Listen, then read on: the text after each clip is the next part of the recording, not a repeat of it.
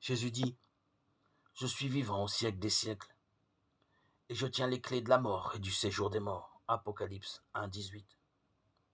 Jésus répondit au malfaiteur crucifié avec lui, « Aujourd'hui, tu seras avec moi dans le paradis. » Luc 23, 43.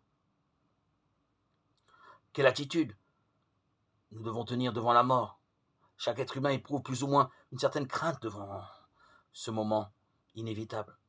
Réalité solennelle et inéluctable. Hébreux 9, 27.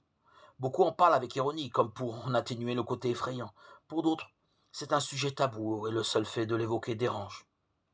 Quelle attitude face à la mort peut avoir le chrétien? Pas plus que les autres, le croyant ne connaît le moment où prendra fin sa vie terrestre. Mais pour l'au-delà, il possède une grande certitude puisée dans la parole de Dieu.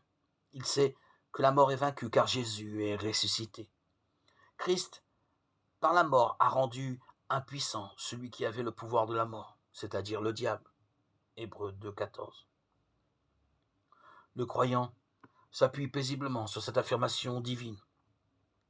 Notre Sauveur Jésus-Christ a annulé la mort et a fait luire la vie et l'incorruptibilité par l'Évangile.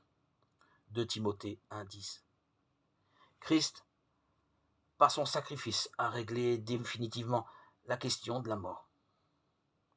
C'est donc sans appréhension qu'un chrétien peut envisager sa propre mort. Il sait qu'il va être avec son Sauveur. Le jugement et la condamnation qui l'attendaient ont été portés par Jésus. Romains 8, 1. La mort, loin d'être une fatalité effrayante, est l'accès au repos avec son Sauveur pour un heureux avenir dans la présence du Dieu d'amour.